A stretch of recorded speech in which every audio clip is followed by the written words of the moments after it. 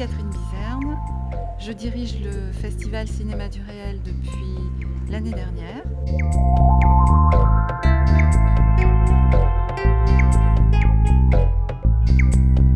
C'est un festival qui a à la fois une compétition avec une sélection internationale et une sélection française, qui montre aussi d'autres films contemporains dans le cadre de programmation transversale, et puis aussi qui propose des parcours dans le cinéma documentaire à travers des programmations thématiques, on va dire, qui sont non pas thématiques sur un sujet, mais sur les manières de faire des cinéastes.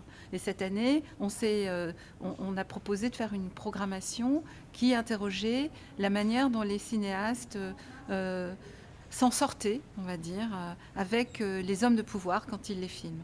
Et de nos programmations s'appelle Front Populaire, et c'est une programmation qui propose à travers des films récents, mais aussi des films anciens,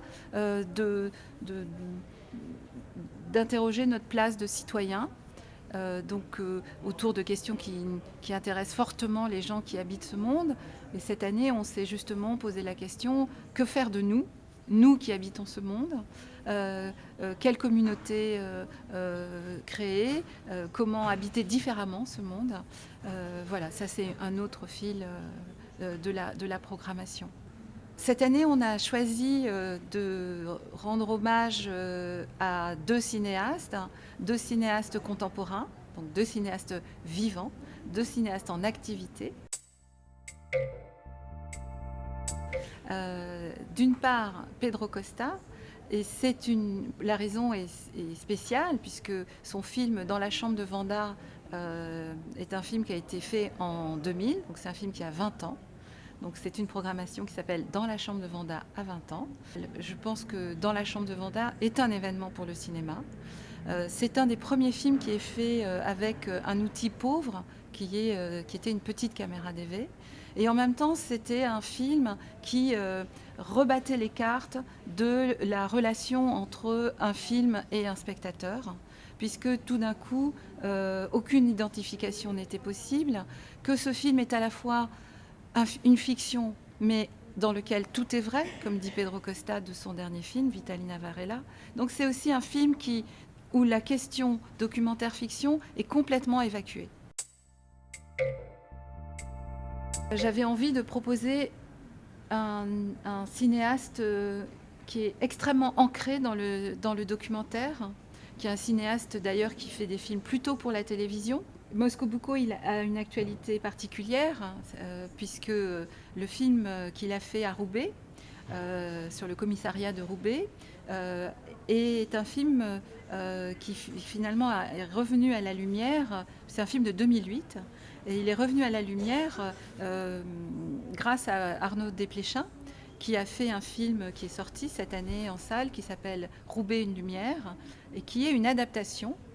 Comme il aurait fait une adaptation littéraire, il a fait une adaptation du documentaire de Mosco Bucco.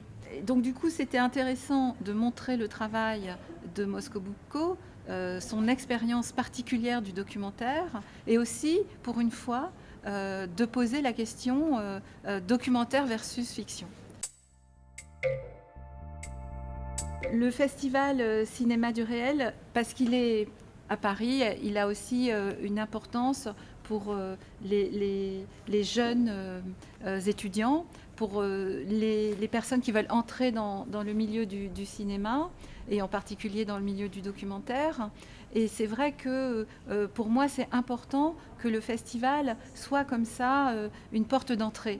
C'est pour cette raison que dans le cadre de ParisDoc, qui est notre plateforme professionnelle, on a créé des matinales qui sont des moments de discussion en entrée libre, sur inscription, et où on échange autour des métiers et aussi de leur évolution. Le festival lui-même est une expérience à vivre parce que c'est 10 jours, c'est intense, etc. Mais chaque film ou chaque rencontre doit être aussi une expérience.